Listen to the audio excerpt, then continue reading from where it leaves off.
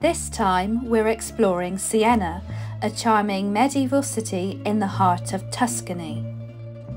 We get a feel for the place as we go beyond its main squares to also explore its charming streets, where we uncover some of the city's rich heritage and traditions.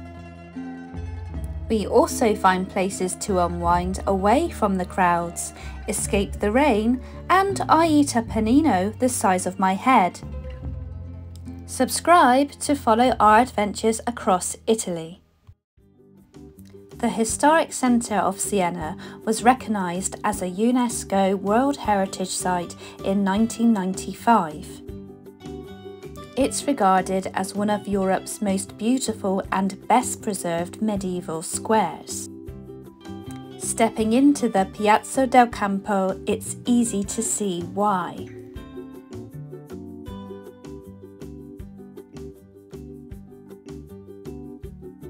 The impressive town hall dominates the square and is a wonderful contrast to the surrounding smaller townhouses, most of which are now home to restaurants. The square has long been at the heart of the city, and it seemed this way today, with many people drawn to relaxing and spending time on the scallop-shaped brickwork. What I found interesting was the number of hooks on the walls, a nod to how the buildings would have been used in the past, to tie horses, cure meat and hold torches. The square is also home to one of Siena's fountains, which was completed in 1342.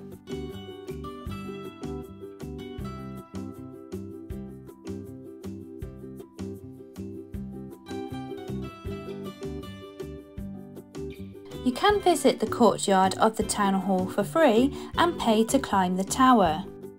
In this video we show you all the things that you can actually do for free. We normally avoid eating on the main square when we're on holiday, but this place with the balcony was really good. We were recommended by San Paolo by an American guy who had visited Siena several times. They had a great selection of sandwiches, a quirky interior, and an incredible view of the square.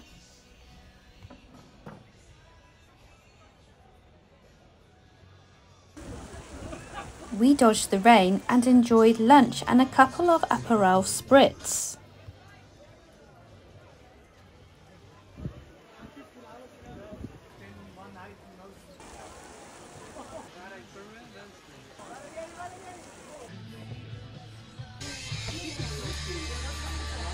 Walking in the rain just would have been illogical. In Roman mythology, Romulus and Remus are twin brothers raised by a wolf.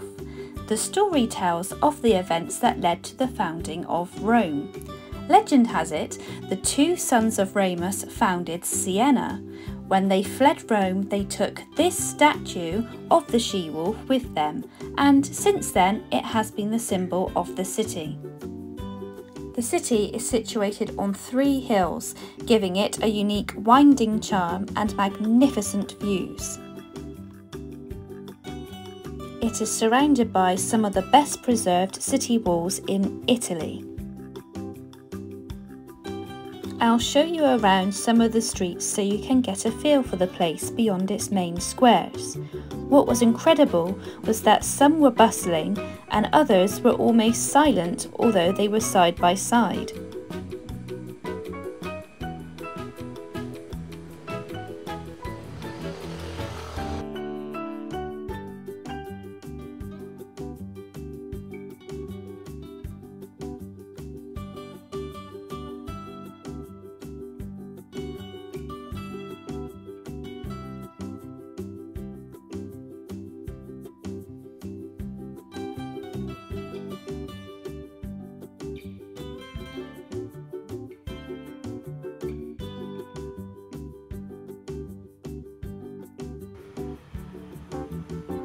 We also uncovered some of the city's heritage.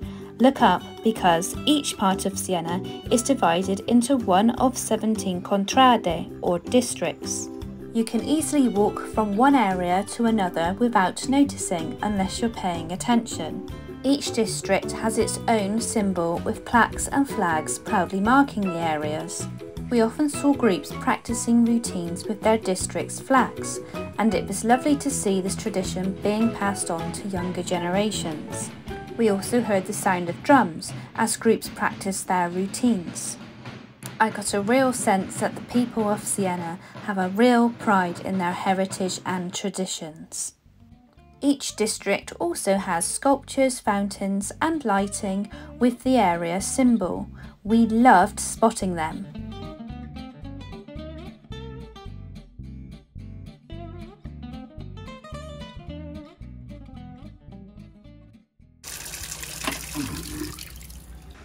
While we were visiting, we also enjoyed exploring the larger ancient fountains of Siena.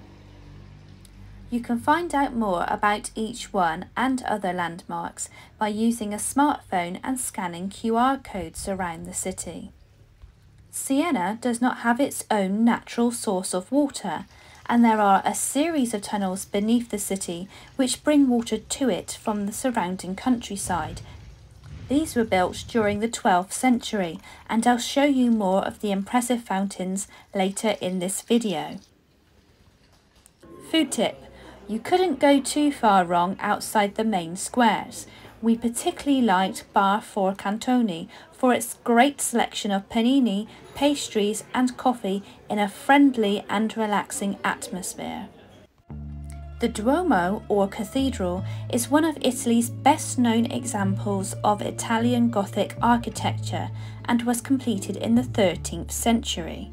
We take a more relaxed approach to our holidays and opted to visit some of the free churches in Siena instead of the more crowded Duomo, so I'll show you some of those later in the video. Opposite the Duomo is the Santa Maria della Scala, and entry was free, so we enjoyed its breathtaking interior.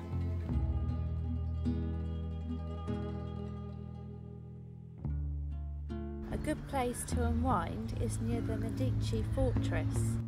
Built, destroyed and built again, the Medici Fortress reveals the military events that took place in the 16th century. Today, it's a great place to unwind with magnificent views across the city. I was surprised by how few people were there enjoying the space.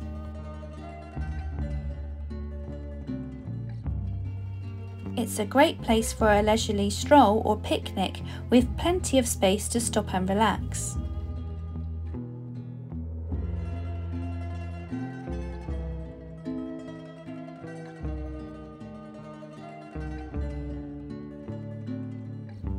I definitely recommend visiting this area.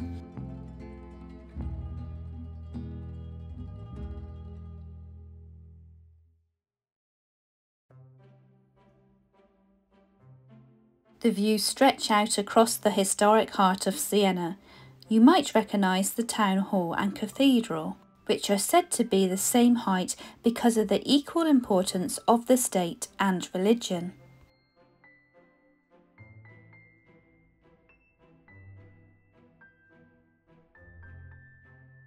Tucked behind Piazza del Campo, we stumbled upon this unique panini shop. It was an interesting experience and the food was of exceptional quality. Every panino was handmade to order from an artisanal selection of meats, cheeses and breads. They had some Tuscan specialities on the menu and some unique flavour combinations. You could buy wine, beer and food to take away too. Just don't expect any pleasantries from the owner, who made a great tasting panino the size of my head. Fontebranda is the oldest public fountain in Siena and was completed in the 13th century. It's incredible to comprehend the ingenuity and determination of the people to bring water into the city. This particular fountain once quenched the thirst for half of the city for centuries.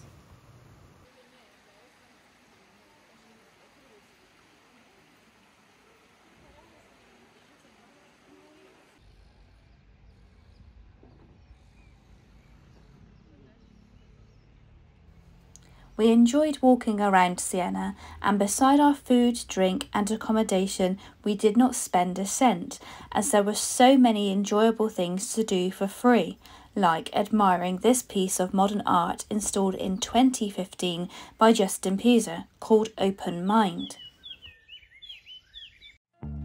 Our apartment was near the Parrocchia di Santa Maria in Provenzano, and we enjoyed visiting this late Renaissance Baroque style church for free.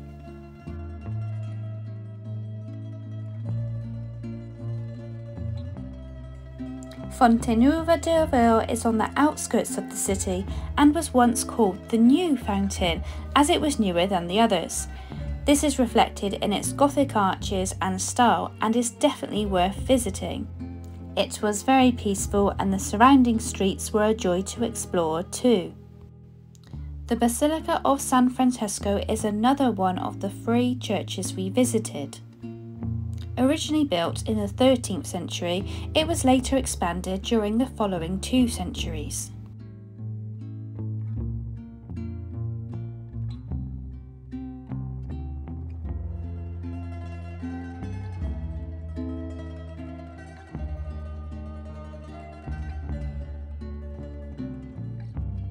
The courtyard was eerily beautiful. I hope you've enjoyed watching this video. Please do let me know if it's inspired you to visit Siena. Next time we head to Lucca. I'll be sharing what I think is one of the most family-friendly and best preserved city walls in Tuscany, climbing one of its towers and discovering some of its mouth-watering cuisine. Subscribe to follow our adventures as we try to discover some of the more unusual places in these popular Italian cities.